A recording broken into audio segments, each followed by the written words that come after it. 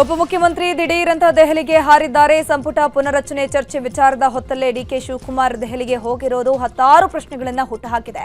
5 ವರ್ಷ ಸಿದ್ದರಾಮಯ್ಯನವರೇ CM, Jarkiholi CM ಉತ್ತರಾಧಿಕಾರಿ ಎಂಬ ಚರ್ಚೆ ಹಲ್ಚಲ್ ಎಬ್ಬಿಸ್ತಾ ಇದೆ.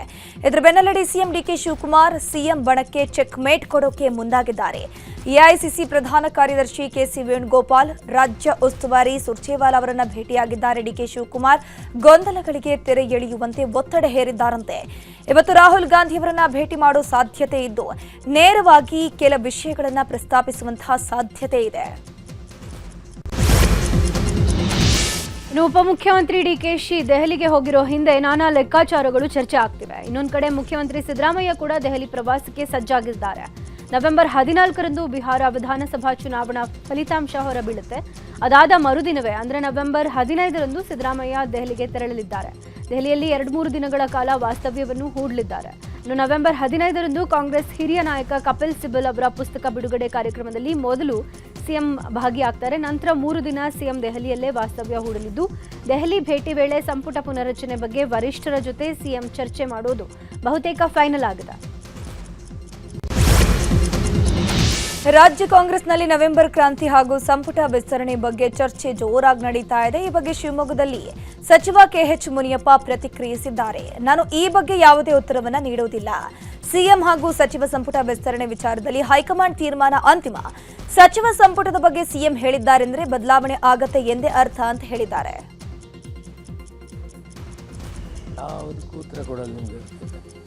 ನನ್ನಿಂದ ಉತ್ತರ ಬಯಸಕ್ಕಾಗಲ್ಲ. ಹೈಕಮಾಂಡ್ ಒಂದಿದೆ ನಮಗೆ.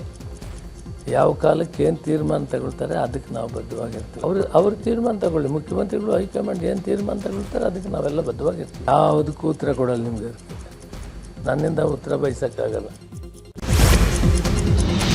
ಸಚಿವ ಸಂಪುಟ ಪುನರ್ರಚನೆ ವಿಚಾರದ ಬಗ್ಗೆ ಬೆಂಗಳೂರಿನಲ್ಲಿ ಮಾತನಾಡಿದ ಸಚಿವ ಪ್ರಿಯಾಂಕ್ ಖರ್ಗೆ, ಪಕ್ಷದಿಂದ ನಾವೇ ಹೊರತು ನಮ್ಮಿಂದ ಪಕ್ಷ ಅಲ್ಲ. ಪಕ್ಷದ ಆದೇಶವನ್ನ ನಾವೆಲ್ಲರೂ ಪಾಲನೆ ಮಾಡಲೇಬೇಕು. ಪಕ್ಷ ಸೂಚನೆ ಕೊಟ್ಟರೆ ಸಚಿವ ಸ್ಥಾನ ತ್ಯಾಗ ಅಲ್ಲ, ಆದೇಶವನ್ನ ಪಾಲಿಸ್ತೇವೆ. ಪಕ್ಷ ಹೇಳಿದ ಎಲ್ಲಾ ಕೆಲಸಕ್ಕೂ ನಾವು ಸಿದ್ಧರಿದ್ದೇವೆ. ಎಲ್ಲವನ್ನೂ ಹೈಕಮಾಂಡ್ ತೀರ್ಮಾನ ಮಾಡುತ್ತೆ ಎಂದರು. ಈಗ ಎಲ್ಲ ಸೀನಿಯರ್ MLAs ಇರ್ಬೋದು, ಮಂತ್ರಿಗಳಿರ್ಬೋದು, ಎವ್ರಿಬಡಿ ಪಾರ್ಟಿ ಏನು ಹೇಳುತ್ತೆ ಅದನ್ನು ನಾವು ಮಾಡ್ಕೊಂಡು ಬರ್ತೀವಿ. ನಾಳೆ ಇಲ್ಲಪ್ಪ ಇದೆಲ್ಲ ಸಾಕಾಗಿದೆ, ನೀವೆಲ್ಲ ಪಕ್ಷದ ಚಟುವಟಿಕೆಗಳಿಗೆ ಇಳಿರಿ ಅಂದರೆ ಎಲ್ಲರೂ ಇಳಿಬೇಕಾಗುತ್ತೆ. ಆ್ಯಕ್ಚುಲೂಟ್ಲಿ ತ್ಯಾಗಲ್ಲ. We are following orders. ಈಗ ಪಕ್ಷದಿಂದ ನಾವಲ್ಲ, ನನ್ನಿಂದ ಪಕ್ಷ ಅಲ್ಲ. ಪಕ್ಷದ ಕೆಲಸ ಮಾಡು ಅಂದಾಗ ಇಲ್ಲ ಅನ್ನೋಕ್ಕಾಗುತ್ತೆ. No, everybody has to follow. ಅದು ನಾನಿರ್ಬೋದು, ದಿನೇಶ್ ಅವರು ಇರ್ಬೋದು, ಬೈರೇಗೌಡರು ಇರ್ಬೋದು, ಎಲ್ಲರೂ ಕೂಡ ಪಕ್ಷ ಏನು ಹೇಳುತ್ತೆ ಎಲ್ಲದಕ್ಕೂ ನಾವು ಸಿದ್ಧರಿದ್ದೇವೆ. ನಾಳೆ ಹೋಗಿ ನೀನು ಚಿತ್ತಾಪುರ ಬೇಡಪ್ಪ, ನೀನು ಹೋಗಿ ಇಲ್ಲಿ ಉತ್ತರ ಕನ್ನಡದಲ್ಲಿ ನಿನ್ಗೆ ಉಸ್ತುವಾರಿ ಕೊಡ್ತಾಯಿದ್ದೀವಿ, ಅಲ್ಲಿ ಹೋಗಿ ಕೆಲಸ ಮಾಡು ಅಂದರೆ ಕೆಲಸ ಮಾಡಲೇಬೇಕಾಗುತ್ತೆ. ಇನ್ನು ಸಂಪುಟ ಪುನರ್ರಚನೆ ಮಾಡೋದಕ್ಕೆ ಸಿಎಂಗೆ ಅಧಿಕಾರ ಇದೆ. ಸಿಎಂ ಕೆಪಿಸಿಸಿ ಅಧ್ಯಕ್ಷರು ಹೈಕಮಾಂಡ್ ಯಾವುದೇ ನಿರ್ಧಾರ ಕೈಗೊಂಡ್ರೂ ನಾವು ಅದಕ್ಕೆ ಬದ್ಧರಾಗಿರ್ತೇವೆ ಅಂತ ಕೋನರೆಡ್ಡಿ ಹೇಳಿದ್ದಾರೆ. ಇನ್ನು ಇದೇ ವಿಚಾರವಾಗಿ ಶಾಸಕ ಲಕ್ಷ್ಮಣ್ ಸವದಿ ಹಾಗೂ ಸಚಿವ ಶಿವರಾಜ್ ತಂಗಡಗಿ ಕೂಡ ಪ್ರತಿಕ್ರಿಯೆ ಕೊಟ್ಟಿದ್ದಾರೆ. ಸಿದ್ದರಾಮಯ್ಯನವರು ಕಿತ್ತೂರು ಉತ್ಸವಕ್ಕೆ ಬಂದಂಥ ಸಂದರ್ಭದಲ್ಲಿ ಹೈಕಮಾಂಡ್ ನನಗೆ ಸೂಚನೆ ಕೊಟ್ಟಿದೆ. 2 ವರ್ಷಕ್ಕೆ ಸಂಪುಟ ವಿಸ್ತರಣೆಯನ್ನು ಮಾಡಬೇಕು ಅಂತಿಕೊಂಡು ಹೇಳಿ ಈಗಾಗಲೇ ನನಗೆ ನಿರ್ದೇಶನ ನೀಡ್ಯಾರ ಅಂತ ಹೇಳಿ. ಮತ್ತು KPCC ಅಧ್ಯಕ್ಷರು ಮಾನ್ಯ ಮುಖ್ಯಮಂತ್ರಿಗಳು ಏನು ತೀರ್ಮಾನ ತಗೋತಾರೆ ಆ ತೀರ್ಮಾನಕ್ಕೆ ನಾವೆಲ್ಲ ಶಾಸಕರು ಬದ್ಧ ಅನ್ನುವಂಥ ಮಾತನ್ನು ಹೇಳಿದೆ. ಅಲ್ಲ, ಪದೇ ಪದೇ ನಾ ಮಂತ್ರಿ ಹಾಕಿರ ಅಂತ ಹೇಳೋದು ನನಗೂ ಸರಿ ಅನ್ಸಂಗಿಲ್ಲ. ಹೈಕಮಾಂಡ್ ಈಗಾಗಲೇ ಸೂಚನೆ ಕೊಟ್ಟಿದೆ. ನೀವು ಯಾರು ಹೆಚ್ಚು ಮಾತಾಡಬೇಡ್ರಿ. ನಾವು ಏನೇನು ಯಾರ್ಯಾರು ಏನು ಕೆಲಸ ಮಾಡ್ತೀರಿ, ಹೆಂಗೆ ನಿಮ್ಮ ವಿವರಗಳನ್ನು ತೆಗೆದುಕೊಂಡು ನಾವು ತೀರ್ಮಾನ ಮಾಡ್ತೇವೆ. ಹೈಕಮಾಂಡ್ ನಿರ್ಧಾರಕ್ಕೆ ನಾವು ಬದ್ಧರಾಗಿರ್ತೀವಿ. ನನ್ನ ಗುರಿ ಇರ್ತಕ್ಕಂಥದ್ದು 2028ಕ್ಕೆ ನಾವು ಮತ್ತೆ ಶಾಸಕರಾಗಬೇಕು, ನಮ್ಮ ಸರ್ಕಾರ ಬರಬೇಕು ಅನ್ನೋಂಥ ಗುರಿ ಇಟ್ಕೋಬೇಕು ಹೊರತ ಬೇರೆ ವಿಚಾರ ಏನೂ ಇಲ್ಲ. ಸನ್ಮಾನ್ಯ ಸಿದ್ದರಾಮಯ್ಯ ಅವರವರು ವೈಯಕ್ತಿಕ ಅಭಿಪ್ರಾಯಗಳು ಹೇಳಲಿಕ್ಕೆ ಏನು ತಪ್ಪಿಲ್ಲ, ಹೇಳ್ಬೋದು. ಆದರೆ ಏನೇ ಇದ್ದರೂ ಸಹಿತ ನ್ಯಾಷನಲ್ ಪಾರ್ಟಿಗಳು ಅದು ನ್ಯಾಷನಲ್ ಲೆವೆಲ್ನಲ್ಲಿ ಡಿಸೈಡ್ ಆಗುತ್ತೆ. ಯಾರ ನೇತೃತ್ವ, ಯಾರ ಮುಖ್ಯಮಂತ್ರಿ, ಯಾರ ನೇತೃತ್ವದಲ್ಲಿ ಹೋಗಬೇಕು ಅನ್ನೋದು ತೀರ್ಮಾನ ಮಾಡೋದು ಹೈಕಮಾಂಡ್ ಏನು ಹೇಳುತ್ತೆ ಅದಕ್ಕೆ ನಾವೆಲ್ಲರೂ ಕೂಡ ತಲೆಬಾಗ್ತೀವಿ. ಅದು ಮುಂದುವರೆಲಿ. ಸಂಪುಟ ವಿಸ್ತರಣೆ ಆಗೋ ಸಾಧ್ಯತೆ ಇದೆ. ಮುಖ್ಯಮಂತ್ರಿಗಳೇ ಹೇಳಿದಾರಲ್ಲ, ನಿನ್ನ ಬೆಳಗಾಂದಲ್ಲಿ ಹೇಳಿದ್ದಾರೆ ಪುನರ್ರಚನೆ ಮಾಡ್ತೀನಿ ಅಂತ ಹೇಳಿದ್ದಾರೆ. ಅದು ಮೊದಲು ಗೊತ್ತಿದ್ದದ್ದು ವಿಷಯ, ಈಗ ಅವರು ಓಪನ್ ಆಗಿ ಹೇಳಿದ್ದಾರೆ. ಆ ಸಂದರ್ಭ ಬರಲಿ, ಆವಾಗ ಅದ್ರ ಬಗ್ಗೆ ಪ್ರತಿಕ್ರಿಯೆ. ನಾನು ಯಾವಾಗಲೂ ಯಾವುದೂ ಕೇಳಿ ಪಡ್ಕೊಂಡಿರ್ತಕ್ಕಂಥದ್ದಲ್ಲ. ಅದು ಭಗವಂತನ ದಯ, ಅದು ಹೈಕಮಾಂಡದ ಇಚ್ಛೆ. ಅದರಿಂದ ಅವ್ರು ಏನು ಜವಾಬ್ದಾರಿ ಕೊಡ್ತಾರೋ ಅದನ್ನು ನಿರ್ವಹಿಸ್ತಕ್ಕಂಥ ಕೆಲಸವನ್ನು ನಾವು ಮಾಡ್ತೀವಿ.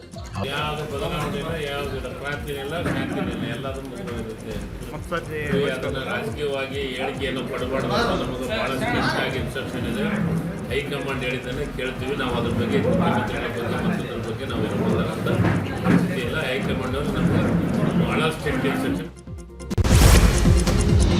ಬೆಳಗಾವಿ ಜಿಲ್ಲೆಯ ಅಥಣಿಯ ಕೃಷ್ಣ ಸಹಕಾರಿ ಸಕ್ಕರೆ ಕಾರ್ಖಾನೆ ಚುನಾವಣೆಯಲ್ಲಿ ಲಕ್ಷ್ಮಣ್ ಸವದಿ ಅಂಡ್ ಟೀಮ್ ಗೆದ್ದು ಬೀಗಿದೆ. ಚುನಾವಣೆಯಲ್ಲಿ 12ಕ್ಕೆ 12 ಸ್ಥಾನವನ್ನ ಸವದಿ ಬೆಂಬಲಿತ ಅಭ್ಯರ್ಥಿಗಳು ಗೆದ್ದು ಗೆಲುವಿನ ನಗೆ ಬೀರಿದ್ದಾರೆ. ಚುನಾವಣೆಗಾಗಿ ಮೂಲ ಬಿಜೆಪಿ ಮತ್ತು ಕಾಂಗ್ರೆಸ್ ನಾಯಕರ ಒಗ್ಗಟ್ಟು ಪ್ರದರ್ಶನ ಜೋರಾಗಿತ್ತು. ರಮೇಶ್ ಜಾರಕಿಹೊಳಿ ಬೆಂಬಲಿತ ಸ್ವಾಭಿಮಾನಿ ರೈತರ ಟೀಮ್ಗೆ ಭಾರೀ ಹಿನ್ನಡೆಯಾಗಿದೆ. ಲಕ್ಷ್ಮಣ್ ಸವದಿ ಪುತ್ರ ಚಿದಾನಂದ ಅವರು ಗೆಲುವಿನ ನಗಾರಿ ಬೀಸಿದ್ದಾರೆ.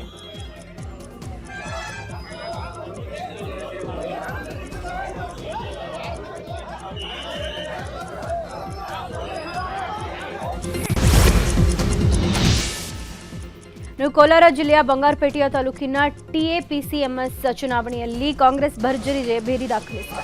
ಕಾಂಗ್ರೆಸ್ ಬಿಜೆಪಿ ನಡುವಿನ ಜಿದ್ದಾಜಿದ್ದಿಗೆ ಕಾರಣವಾಗಿದ್ದ ಚುನಾವಣೆಯಲ್ಲಿ ಕಾಂಗ್ರೆಸ್ನ ಶಾಸಕ ನಾರಾಯಣಸ್ವಾಮಿ ಬಣ ಭರ್ಜರಿ ಗೆಲುವು ಸಾಧಿಸಿದೆ. ಸಂಘದ ಅಧ್ಯಕ್ಷರಾಗಿ ಕಾಂಗ್ರೆಸ್ ಬೆಂಬಲಿತ ಮೀನಾಕ್ಷಿ, ಉಪಾಧ್ಯಕ್ಷರಾಗಿ ಹರೀಶ್ ಆಯ್ಕೆಯಾಗಿದ್ದು 5 ನಿರ್ದೇಶಕರು ಹಾಗೂ 3 ನಾಮಿನಿ ಬಲದೊಂದಿಗೆ ಕಾಂಗ್ರೆಸ್ ಅಧಿಕಾರದ ಚುಕ್ಕಾಣಿ ಹಿಡಿದಿದೆ. ಕಾಂಗ್ರೆಸ್ ಅಧಿಕಾರದ ಚುಕ್ಕಾಣಿ ಹಿಡಿದಿದ್ದು ಬಿಜೆಪಿ ಜೆಡಿಎಸ್ ಮೈತ್ರಿಕೂಟಕ್ಕೆ ತೀವ್ರ ಮುಖಭಂಗ ಉಂಟಾಗಿದೆ. ರಾಜ್ಯ ಬಿಜೆಪಿಯಲ್ಲಿ ನಾಯಕತ್ವದ ಗೊಂದಲ ಜೋರಾಗಿದೆ. ಇನ್ನು ಹೀಗಾಗಿ ರೆಬೆಲ್ ಹಾಗೂ ತಟಸ್ಥ ಬಣಗಳು ವರಿಷ್ಠರ ಭೇಟಿಗೆ ಸಜ್ಜಾಗಿದೆ. ರೆಬೆಲ್ ಶಾಸಕ ರಮೇಶ್ ಜಾರಕಿಹೊಳಿ ಬಸವರಾಜ ಬೊಮ್ಮಾಯಿ ಜೊತೆ ಚರ್ಚೆ ನಡೆಸಿದ್ದಾರೆ. ಬಿಹಾರ ಚುನಾವಣೆ ಬಳಿಕ ಭೇಟಿಗೆ ಬಸವರಾಜ ಬೊಮ್ಮಾಯಿ ಸಲಹೆ ಕೊಟ್ಟಿದ್ದಾರೆ. ಹೀಗಾಗಿ ಬಿಹಾರ ಚುನಾವಣೆ ನಂತರ ಹೈಕಮಾಂಡ್ ನಾಯಕರ ಭೇಟಿಗೆ ರೆಬೆಲ್ ನಾಯಕರು ನಾನಾ ಕಸರತ್ತನ್ನ ನಡೆಸ್ತಾ ಇದ್ದಾರೆ. ಶಾಮನೂರು ಕುಟುಂಬದ ವಿರುದ್ಧ ಬಿಜೆಪಿ ಶಾಸಕ ಬಿಪಿ ಹರೀಶ್ ಭೂ ಕಬಳಿಕೆ ಆರೋಪ ಕೇಳಿಬಂದಿದೆ. ಹೀಗಾಗಿ ಒತ್ತುವರಿ ಸಮೀಕ್ಷೆಗಾಗಿ ಇವತ್ತು ದಾವಣಗೆರೆಗೆ ತನಿಖಾ ತಂಡ ಭೇಟಿ ನೀಡಲಿದೆ. ಸಚಿವ ಎಸ್ಎಸ್ ಮಲ್ಲಿಕಾರ್ಜುನ ಕುಟುಂಬದ ಒಡೆತನದ ಕಾರ್ಖಾನೆಯಿಂದ ಒತ್ತುವರಿ ಆರೋಪ ಮಾಡಲಾಗಿದ್ದು, ಈ ಕುರಿತು ಸದನದಲ್ಲಿ ವಿಷಯ ಪ್ರಸ್ತಾಪಿಸಿದ್ದ ಶಾಸಕ ಬಿಪಿ ಹರೀಶ್ ರಾಜ್ಯ ಸರ್ಕಾರದ ಮುಖ್ಯ ಕಾರ್ಯದರ್ಶಿಗೂ ಪತ್ರ ಬರೆದಿದ್ರು. ಇದರ ಬೆನ್ನಲ್ಲೇ ಒತ್ತುವರಿ ಸಮೀಕ್ಷೆಗೆ 3 ಅಧಿಕಾರಿಗಳ ತಂಡ ರಚನೆ ಮಾಡಲಾಗಿದ್ದು, ಕಂದಾಯ ಅರಣ್ಯ ಇಲಾಖೆಯೊಡನೆ ಜಂಟಿ ಸಮೀಕ್ಷೆ ನಡೆಸಿ ವರದಿಗೆ ಸೂಚನೆ ನೀಡಲಾಗಿದೆ. ಒತ್ತಡ ಹಾಕಿದಂಥ ಸಂದರ್ಭದಲ್ಲಿ ಚೀಫ್ ಸೆಕ್ರೆಟರಿ ಅವರು ಕಂದಾಯ ಪ್ರಿನ್ಸಿಪಲ್ ಸೆಕ್ರೆಟರಿಗಳ ಮೂಲಕ ಈ ಸರ್ವೆ ಬೆಂಗಳೂರಿನ ತಂಡದಿಂದ ಆಗಬೇಕು ಅಂಥೇಳಿ ಒಂದು ತಂಡ ರಚನೆ ಮಾಡೋಕ್ಕೆ ಆದೇಶ ಮಾಡಿದ್ರು. ಏನು ಸರ್ಕಾರಕ್ಕೆ ವರದಿ ಕೊಟ್ಟಿದ್ರಲ್ಲ ಎಲ್ಲ ಸರಿ ಇದೆ ಅಂತ ದಾವಣಗೆರೆ ಜಿಲ್ಲಾಧಿಕಾರಿಗಳ ಭಾಗಕ್ಕೆ ಬರ್ತಕ್ಕಂಥದ್ದು, ಅಲ್ಲಿ ಈಗ ಏನಾರ 3ನೇ ತಂಡ ತನಿಖೆಗೆ ಬಂದರೆ ನಮಗೆ ಗೊತ್ತಾಗತ್ತೆ ಅಂಥೇಳಿ ರಾತ್ರೋರಾತ್ರಿ ಯಾವ ರೀತಿ ಹಳ್ಳ ಹೋಗಿತ್ತೋ ಮುಚ್ಚಿದ್ರೋ ಅದನ್ನು JCB ಮೂಲಕ ತೆಗೆಯುವ ಪ್ರಯತ್ನ ಪ್ರಾರಂಭ ಮಾಡಿದರು. ಯಾರು ಮುಚ್ಚಿದಾರೋ ಅವರು. ತಕ್ಷಣ ನನಗೆ ಮಾಹಿತಿ ಬಂತು, ನಿನ್ನೆ ನಾನೊಬ್ಬನೇ ಹೋಗಬಾರ್ದು ಅಂತೇಳಿ ಅದಕ್ಕೆ ಸಂಬಂಧಪಟ್ಟಂಥ ಸಬ್ ಇನ್ಸ್ಪೆಕ್ಟ್ರು ಮತ್ತು ಒಬ್ಬರು ಪೊಲೀಸ್ ಕಾನ್ಸ್ಟೇಬಲು ನಾನು ಹೇಳಿರ್ತಕ್ಕಂಥ ಒಡೆತನ ನಮ್ಮ ಜಿಲ್ಲಾ ಸಚಿವರು ಮತ್ತು ಶಾಮನೂರು ಶಿವಶಂಕರಪ್ಪ ಮಂತಂದವರ ಒಡೆತನದಲ್ಲಿರ್ತಕ್ಕಂಥ ಕಾರ್ಖಾನೆ. ನಾನು ಸರ್ಕಾರದ ಮೇಲೆ ಹೆಚ್ಚು ಒತ್ತಡ ಹಾಕಿದಂಥ ಸಂದರ್ಭದಲ್ಲಿ ಕನ್ನೇರಿ ಶ್ರೀಗಳಿಗೆ ವಿಜಯಪುರ ಜಿಲ್ಲೆ ಪ್ರವೇಶ ನಿರ್ಬಂಧ ವಿಚಾರದ ಬಗ್ಗೆ ವಿಜಯಪುರದಲ್ಲಿ ಶಾಸಕ ಬಸನಗೌಡ ಪಾಟೀಲ್ ಯತ್ನಾಳ್ ಪ್ರತಿಕ್ರಿಯಿಸಿದ್ದು, ಸಚಿವ ಎಂಬಿ ಪಾಟೀಲ್ ವಿರುದ್ಧ ವಾಗ್ದಾಳಿ ನಡೆಸಿದ್ದಾರೆ. ಎಂಬಿ ಪಾಟೀಲ್ ಹಿಂದೆ ಧರ್ಮ ಒಡೆಯೋ ಓರ್ವ ಇದ್ದಾನೆ, ಇನ್ನೊಬ್ಬ ಅಕ್ರಮವಾಗಿ ರೈತರ ಜಾಗ ಲಪಟಾಯಿಸುವವನಿದ್ದಾನೆ. ಇವರಿಬ್ಬರು ಎಂಬಿ ಪಾಟೀಲ್ಗೆ ದೊಡ್ಡ ಸಮಸ್ಯೆಯಾಗಿದ್ದಾರೆ. ಜಿಲ್ಲೆಯಲ್ಲಿ ಆಗ್ತಿರುವ ಭೂ ಹಗರಣಗಳೆಲ್ಲವೂ ಎಂಬಿ ಪಾಟೀಲ್ ಶಿಷ್ಯರಿಂದಲೇ. ಹೀಗಾಗಿ ನಿಮ್ಮ ಹಿತೈಷಿಯಾಗಿ ಹೇಳ್ತಿದ್ದೀನಿ, ಜಾಗೃತರಾಗಿ. ಇಲ್ಲವಾದ್ರೆ ನಿಮ್ಮದು ನೀವು ಮಾಡಿ, ನಮ್ಮದು ನಾವು ಮಾಡ್ತೀವಿ ಅಂತ ಯತ್ನಾಳ್ ಎಚ್ಚರಿಕೆ ಕೊಟ್ಟಿದ್ದಾರೆ. ಇನ್ನು ಇದೇ ವಿಚಾರವಾಗಿ ಈಶ್ವರಪ್ಪ ಕೂಡ ರಿಯಾಕ್ಷನ್ ಕೊಟ್ಟಿದ್ದಾರೆ. ಎಂಬಿ ಪಾಟೀಲ್ ಹೇಳ್ತಾರೆ, ಕನ್ನೇರಿ ಮಠ ಸ್ವಾಮಿಗಳು ಕ್ಷಮೆ ಬೇಡಬೇಕು, ನಾನೇ ಕಾಲು ಹಿಡಿದು ಕರ್ಕೊಂಡು ಬರ್ತೀನಿ ಅಂತ ಹೇಳ್ಯಾರ ಇಲ್ರಿ. ಇವ್ರ ಕ್ಷಮೆ ಯಾಕೆ ಬಿಡ್ತಾರೆ? ಬಸವಣ್ಣನ ಚರಿತ್ರೆನೇ ಎಂಬಿ ಪಾಟೀಲ್ ಓದಿಲ್ಲ. ಎಂಬಿ ಪಾಟೀಲ್ ರೀ ಇಷ್ಟೇ ನಾ ತಿಳುವಳಿಕೆ ಹೇಳ್ತೀನಿ, ನೀವು ಇದನ್ನೇ ನೀವು ಮಾಡ್ಲಕ್ಕತ್ರ. ಹಿಂದೂಗಳು ಮುಂದಿನ ಸಲ ನಾವು ಬುದ್ಧಿ ಕಲಿಸ್ಬೇಕಾಗ್ತೈತಿ. ಲಿಂಗಾಯತರು ಹಿಂದೂ ಧರ್ಮಕ್ಕೆ ಸಂಬಂಧ ಇಲ್ಲ ಅಂತ ಚೇಂಜ್ ಹಾಕೋಬೇಕಲ್ಲ. ಅದಕ್ಕೆ ಎಂಬಿ ಪಾಟೀಲ್ರು ಇದು ಅತಿ ಆಯ್ತು, ನಿಮ್ಮದು ಅತಿ ಆಯ್ತು. ನಿಮ್ಮ ಹಿಂದಿರುವಂಥ ಒಬ್ಬ ಮಹಾನ್ ನಿಮ್ಮ ಸಲಹೆಗಾರ ಅವನಿಂದ ನೀವು ಹಾಳಾಗಲಕತ್ತೀರಿ. ನೀವು ಅದನ್ನು ಬಿಡಬೇಕಿದು. ಲಿಂಗಾಯತ ಪ್ರತ್ಯೇಕ ಧರ್ಮ, ಎಲ್ಲಿಯೂ ಲಿಂಗಾಯತ ಪ್ರತ್ಯೇಕ ಧರ್ಮ ಇಲ್ಲ. ಎಲ್ಲ ಉಸ್ತುವಾರಿ ಸಚಿವಗಳಿಗೆ ಏನೇನು ಕಲ್ಪನೆ ಇಲ್ಲ. ಅವರೊಬ್ಬರೇ ತೀರ್ಮಾನ ತಗೋತಾರಾಗಾರೆ ವಾಪಸ್ ತಗೊಳೋದಕ್ಕೆ. ಅವ್ರು ತೊಗೊಳಕ್ಕೆ ಅವ್ರು ಯಾರು ಒಬ್ಬರೇ ಕ್ಯಾಬಿನೆಟ್ ಇದೆ, ಅದು ಇವ್ರ್ಯಾರಿಗೆ ವಾಪಸ್ ತೊಗೊಳೋದಕ್ಕೆ? ಹೆಂಗಾರಿಗೆ ಅವ್ರು ನಿರ್ಬಂಧ ಆಗಿ ಇವರೊಬ್ಬರೇ ಹೇಳಿ ನಾನು ನಿರ್ಬಂಧ ನಾನೊಬ್ಬನೇ ಹಾಕಿದ್ದೀನಿ, ಹಾಗಾಗಿ ಕ್ಷಮೆ ಕೇಳಿದ್ರೆ ನಾನೇ ವಾಪಸ್ ತಗೋತೀನಿ, ನನಗೆ ಪೂರ್ಣ ಅಧಿಕಾರ ಕೊಟ್ಟಿದ್ದಾರೆ ಇಡೀ ಕ್ಯಾಬಿನೆಟ್ ಅಂತ ಹೇಳಿ ನೋಡೋಣ. ಇದಕ್ಕೆ ಮೂಲ ಪುರುಷರೇ ಅವರು. ಇವತ್ತು ಕರ್ನಾಟಕ ರಾಜ್ಯದಲ್ಲಿ ವೀರಶೈವ ಲಿಂಗಾಯತ ಸಮಾಜವನ್ನು ಒಡೆಯೋ ದಿಕ್ಕಿನಲ್ಲಿ ಅವರು ಒಂದು ಕಡೆ ಪ್ರಯತ್ನ ಮಾಡ್ತಿದ್ದಾರೆ, ಮತ್ತೊಂದು ಕಡೆ ಭೀಮಣ್ಣ ಕಂಡ್ರೆ ಇನ್ನೊಂದು ಹೇಳಿಕೆ ಕೊಡ್ತಾರೆ. ಕ್ಯಾಬಿನೆಟ್ಲಿರೋ ಇಬ್ಬರು ಮಂತ್ರಿಗಳು ಎರಡು ಅಭಿಪ್ರಾಯಗಳು ಕೊಡ್ತಾ ಇರೋಂಥ ಸಂದರ್ಭದಲ್ಲಿ ಇವರು ವೀರಶೈವ ಮತ್ತು ಲಿಂಗಾಯತ ಸಮಾಜದಲ್ಲಿ ಆಗ್ತಾ ಇರೋಂಥ ಅನ್ಯಾಯವನ್ನು ಯಾರು ಬಹಿರಂಗ ಮಾಡಬೇಕು? ಇದಕ್ಕೆ ನಾವು ಮುಂದೆ. ಬೆಂಗಳೂರು ದಕ್ಷಿಣ ಜಿಲ್ಲೆಯ ಚನ್ನಪಟ್ಟಣ ತಾಲೂಕಿನಲ್ಲಿ ನಿನ್ನೆ ಜೆಡಿಎಸ್ ಕಾರ್ಯಕರ್ತರ ಸಭೆ ನಡೆದಿದೆ. ಸಭೆಯಲ್ಲಿ ಮಾತನಾಡಿದ ನಿಖಿಲ್ ಕುಮಾರಸ್ವಾಮಿ, ನಾನು ರಾಜಕೀಯವಾಗಿ ಏನು ದೊಡ್ಡವನಲ್ಲ, ನನಗೆ ಆಗಿರುವ ರಾಜಕೀಯ ಪೆಟ್ಟು ಮತ್ಯಾರಿಗೂ ಆಗಿಲ್ಲ. ಪ್ರಾಮಾಣಿಕರು ಯಾರು ಅನ್ನೋದು ಅವರ ಮನಸ್ಸಿಗೆ ಅರಿವಾಗಲಿ. ಉಪ್ಪು ಮುಟ್ಟಿ ಪ್ರಮಾಣ ಮಾಡೋದು ಇದ್ಯಾವುದು ವರ್ಕ್ ಆಗಲ್ಲ ಅಂದ್ರು. ಟೈಮ್ ಕೊಡ್ತೀನಿ, ಬಂದು ಮಾತಾಡ್ತೀನಿ. ಯಾಕಂದ್ರೆ ನಾನು 80 ವರ್ಷದಿಂದ ಮನೇಲಿ ಕುಂತಿಲ್ಲ, ಈ ಪಾರ್ಟಿ ಕಟ್ಟಬೇಕಂತ ಓಡಾಡ್ತಾ ಇರೋದು. ನನ್ನಂತವ್ರು ಯಾವಾಗ ನನಗೆ ಆಗಿರ್ತಕ್ಕಂಥ ಪೆಟ್ಟು ರಾಜಕಾರಣದಲ್ಲಿ ಯಾವಾಗ ಆಗಿದೆ. ಪಂಚಾಯತಿ ಚುನಾವಣೆ 3 ಸಲ ಸೋತು ಬರ್ರಿ ಮನೆ ಗೊತ್ತಿಲ್ಲ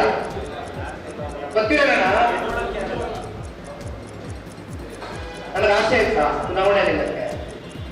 ಸರಿ ಆಯ್ತು, ಟೈಮ್ ಕೊಡ್ತೀನಿ, ಬಂದು ಮಾತಾಡ್ತೀನಿ. ಶಿವಮೊಗ್ಗದ ಸೊರಬದಲ್ಲಿ ನಿನ್ನೆ ಮಾಜಿ ಮುಖ್ಯಮಂತ್ರಿ ಎಸ್ ಬಂಗಾರಪ್ಪ ಅವರ 93ನೇ ಜನ್ಮ ದಿನೋತ್ಸವ ಆಚರಣೆ ಕಾರ್ಯಕ್ರಮ ನಡೆಯಿತು. ಇದರಲ್ಲಿ ಕಾರ್ಮಿಕ ಸಚಿವ ಸಂತೋಷ್ ಲಾಡ್ ಹಾಗೂ ಆಹಾರ ಸಚಿವ ಕೆಎಚ್ ಮುನಿಯಪ್ಪ ಭಾಗಿಯಾಗಿದ್ದರು. ಇನ್ನು ಸೊರಬ ಬಂಗಾರಧಾಮದಲ್ಲಿರುವಂತಹ ಬಂಗಾರಪ್ಪ ಸಮಾಧಿಗೆ ಪುಷ್ಪ ನಮನ ಸಲ್ಲಿಸಿದ್ದು, ಸಚಿವರಿಗೆ ಸಾಥ್ ನೀಡಿದ ಸಾಗರ ಶಾಸಕ ಬೇಳೂರು ಗೋಪಾಲಕೃಷ್ಣ ಕಾರ್ಯಕ್ರಮದಲ್ಲಿ ಭಾಗಿಯಾಗಿದ್ದರು. ಇದೇ ವೇಳೆ ಬಂಗಾರಧಾಮದ ವಿನ್ಯಾಸದ ಬಗ್ಗೆ ಸಂತೋಷ್ ಲಾಡ್ ಮೆಚ್ಚುಗೆ ವ್ಯಕ್ತಪಡಿಸಿದರು. ಕಲಬುರಗಿಯ ಚಿತ್ತಾಪುರದಲ್ಲಿ ಆರ್ಎಸ್ಎಸ್ ಪಥಸಂಚಲನ ಹಿನ್ನೆಲೆ ಆರ್ಎಸ್ಎಸ್ ಸೇರಿ 10 ಸಂಘಟನೆಗಳಿಗೆ ಶಾಂತಿ ಸಭೆಗೆ ಬರಬೇಕು ಅಂತ ನೋಟಿಸ್ ನೀಡಲಾಗಿದೆ. ಕಲಬುರಗಿ ಜಿಲ್ಲಾಧಿಕಾರಿ ಫೌಜಿಯಾ ತರನ್ನೂಮ್ ನೋಟಿಸ್ ನೀಡಿದ್ದು, ಅಕ್ಟೋಬರ್ 28ರ ಬೆಳಗ್ಗೆ 11:30ಕ್ಕೆ ಶಾಂತಿ ಸಭೆ ನಡೆಯಲಿದೆ. ಆರ್ಎಸ್ಎಸ್ ಪಥಸಂಚಲನಕ್ಕೆ ಅವಕಾಶ ನೀಡುವಂತೆ ಹಿಂದೂ ಕಾರ್ಯಕರ್ತರು ಹೈಕೋರ್ಟ್ ಮೆಟ್ಟಿಲೇರಿದ್ರು. ಹೀಗಾಗಿ ಹೈಕೋರ್ಟ್ ಸೂಚನೆಯ ಮೇರೆಗೆ ಸಂಘಟನೆ ಮುಖಂಡರ ಜೊತೆಗೆ ಜಿಲ್ಲಾಧಿಕಾರಿ ಶಾಂತಿ ಸಭೆ ಕರೆದಿದ್ದಾರೆ. ಒಂದು ಸಂಘಟನೆಯಿಂದ ಗರಿಷ್ಠ 3 ಜನರು ಸಭೆಗೆ ಬರಬೇಕು ಅಂತ ಸೂಚಿಸಲಾಗಿದೆ. ದಕ್ಷಿಣ ಕನ್ನಡ ಜಿಲ್ಲೆಯ ಪುತ್ತೂರಿನಲ್ಲಿ ಹಿಂದೂ ಮುಸ್ಲಿಂ ಸಮುದಾಯದ ವಿರುದ್ಧ ಅವಹೇಳನಕಾರಿ ಹೇಳಿಕೆ ನೀಡಿದ ಹಿನ್ನೆಲೆಯಲ್ಲಿ ಆರ್ಎಸ್ಎಸ್ ಮುಖಂಡ ಕಲ್ಲಡ್ಕ ಪ್ರಭಾಕರ್ ಭಟ್ ವಿರುದ್ಧ ಪ್ರಕರಣ ದಾಖಲಾಗಿದೆ. ಧಾರ್ಮಿಕ ದ್ವೇಷ, ಮಹಿಳೆಯರ ಘನತೆಗೆ ಧಕ್ಕೆ ತರುವಂತಹ ಭಾಷಣ ಮಾಡಿರುವ ಆರೋಪ ಹಿನ್ನೆಲೆಯಲ್ಲಿ ಈಶ್ವರಿ ಪದ್ಮಜಾ ಎನ್ನುವರು ದೂರನ್ನ ದಾಖಲಿಸಿದ್ರು. ಸದ್ಯ ಅವರ ದೂರಿನ ಆಧಾರದ ಮೇಲೆ ಎಫ್ಐಆರ್ ದಾಖಲಿಸಲಾಗಿದೆ.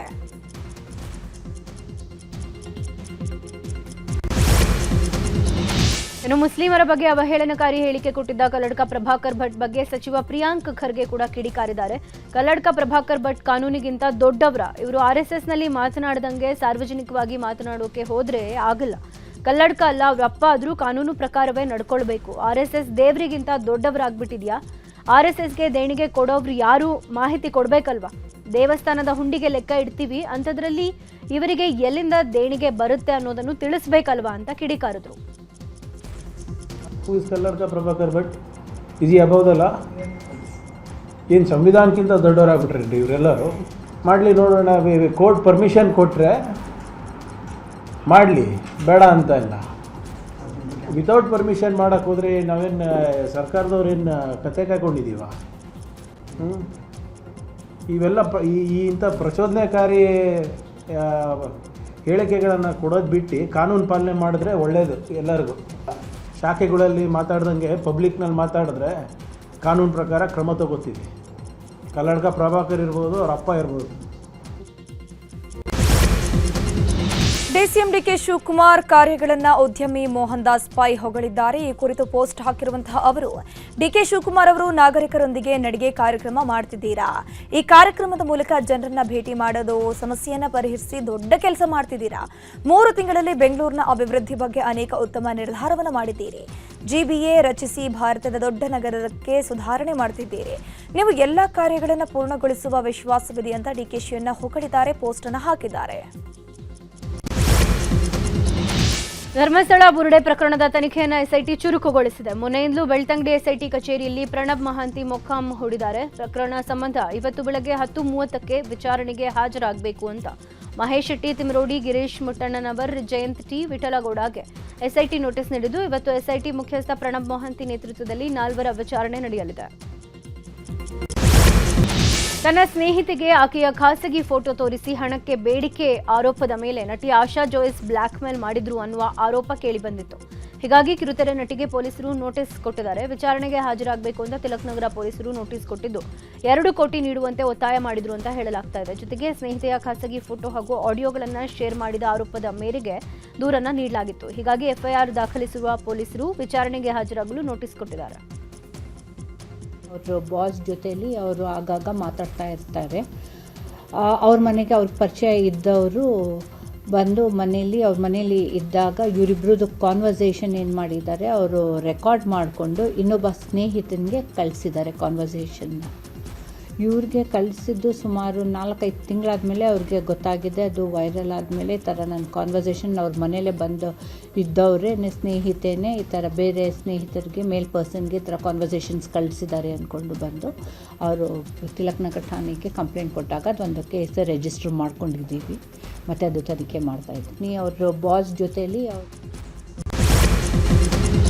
ಕೊಪ್ಪಳದ ಗಂಗಾವತಿಯಲ್ಲಿ ಬಿಜೆಪಿ ಯುವ ಮೋರ್ಚಾ ಅಧ್ಯಕ್ಷ ವೆಂಕಟೇಶ್ ಕೊಲೆ ಕೇಸ್ ಸಂಬಂಧ ಕೊಲೆ ಕೇಸ್ನ ಮಾಸ್ಟರ್ ಮೈಂಡ್ ರವಿ ಎಂಬಾತನನ್ನ ಪೊಲೀಸರು ಬಂಧಿಸಿದ್ದಾರೆ. ಕೊಲೆ ನಡೆದ 19 ದಿನದ ಬಳಿಕ ರವಿಯನ್ನ ಬಂಧಿಸಲಾಗಿದೆ. ವೆಂಕಟೇಶ್ ಕುರುಬರ ಕೊಲೆ ಕೇಸ್ನ A1 ಆರೋಪಿಯಾಗಿದ್ದ ರವಿ ಹಳೆ ವೈಷಮ್ಯಕ್ಕೆ ಕೊಚ್ಚಿ ಕೊಲೆ ಮಾಡಿದ್ದ. ಸದ್ಯ ಈಗಾಗಲೇ ಕೊಲೆ ಸಂಬಂಧ 7 ಜನರನ್ನ ಬಂಧಿಸಲಾಗಿದೆ. ಇದೀಗ ಕೊಲೆ ಕೇಸ್ನ ಪ್ರಮುಖ ಆರೋಪಿ ರವಿ ಹಾಗೂ ಆತನ ಜೊತೆ ಗೌಳಿ ಗಂಗಾಧರ್ ಎಂಬಾತನನ್ನು ಬಂಧಿಸಿ ವಿಚಾರಣೆಯನ್ನ ಮುಂದುವರಿಸಲಾಗಿದೆ. ಬಾವಿಗೆ ಹಾರಿ ಯುವತಿ ಆತ್ಮಹತ್ಯೆ ಮಾಡಿಕೊಂಡಿರುವ ಘಟನೆ ಉತ್ತರ ಕನ್ನಡ ಜಿಲ್ಲೆಯ ಹೊನ್ನಾವರ ತಾಲೂಕಿನ ಗುಂಡಿಬೈಲ್ನಲ್ಲಿ ನಡೆದಿದೆ.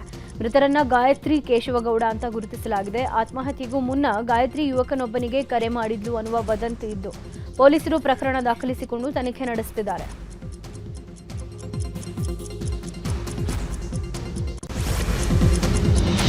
ಬೀದರ್ ಜಿಲ್ಲೆಯಾದ್ಯಂತ ಅಕ್ರಮ ಬಯೋಡೀಸೆಲ್ ದಂಧೆ ಎಗ್ಗಿಲ್ಲದೆ ನಡೀತಾ ಇದೆ. ಕೈಗಾರಿಕಾ ಪ್ರದೇಶದ ಜನರೇಟರ್ಗಳಿಗೆ ಬಳಕೆಯಾಗಬೇಕಾಗಿದ್ದ ಬಯೋಡೀಸೆಲ್ ಬೃಹತ್ ಲಾರಿಗಳಿಗೆ ಬಳಕೆ ಆಗ್ತಾ ಇದೆ. ಹೈವೇಗಳಲ್ಲಿ ರಾಜಾರೋಷವಾಗಿ ಬಯೋಡೀಸೆಲ್ ಮಾರ್ತಾ ಇದ್ರೂ ಅಧಿಕಾರಿಗಳು ಕೈಕಟ್ಟಿ ಕೂತಿದ್ದಾರೆ. ಬಯೋಡೀಸೆಲ್ ಸೆಂಟರ್ಗಳ ಹಾಟ್ಸ್ಪಾಟ್ ಆಗಿ ಬಸವಕಲ್ಯಾಣ ಮುಂಬೈ ಹೈವೇ ಮಾರ್ಪಟ್ಟಿದೆ. ಹೆಚ್ಚಿನ ಸಂಖ್ಯೆಯಲ್ಲಿ ಓಡಾಡುವ ಲಾರಿಗಳ ಸಂಚಾರವನ್ನೇ ಬಂಡವಾಳ ಮಾಡಿಕೊಂಡು ಕಡಿಮೆ ಬೆಲೆಗೆ ಬಯೋಡೀಸೆಲ್ ಮಾರಾಟ ಮಾಡಲಾಗ್ತಾ ಇದೆ.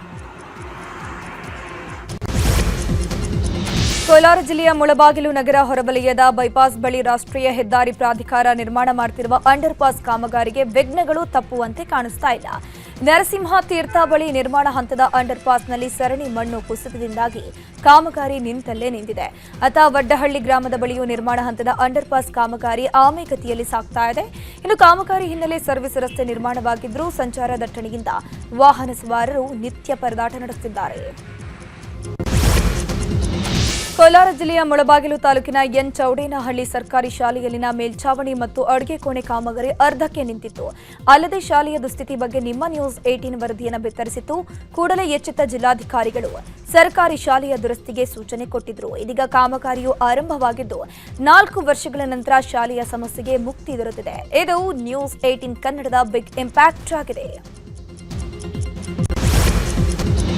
ಕೋಟೆನಾಡು ಚಿತ್ರದುರ್ಗದಲ್ಲಿ ಇಂದು ಶೌರ್ಯ ಪರಾಕ್ರಮದ ಪ್ರತೀಕ ಮದಕರಿ ನಾಯಕ ಜಯಂತಿ ಉತ್ಸವ ನಡೆಯಲಿದೆ. ನಾಯಕ ಸಮುದಾಯದ ಮುಖಂಡರು ಆಯೋಜಿಸಿರುವಂತಹ ಮದಕರಿ ಜಯಂತಿಗೆ ನಗರದೆಲ್ಲೆಡೆ ಬ್ಯಾನರ್ ಬಟ್ಟಿಂಗ್ಸ್ ಕಟ್ಟಿ ಸಿದ್ಧತೆ ಮಾಡಿದ್ದಾರೆ. ನಗರದಲ್ಲಿ ಮದಕರಿ ನಾಯಕ ಭಾವಚಿತ್ರ ಮೆರವಣಿಗೆ ಮಾಡಿ ಪ್ರತಿಮೆಗೆ ಮಾಲಾರ್ಪಣೆ ಮಾಡಿ ಗೌರವ ಸಲ್ಲಿಸೋಕೆ ತಯಾರಿ ನಡೆದಿದೆ. ಪ್ರತಿಮೆ ಬಳಿ ವಿದ್ಯುತ್ ದೀಪಾಲಂಕಾರ ವ್ಯವಸ್ಥೆಯನ್ನು ಮಾಡಲಾಗಿದೆ.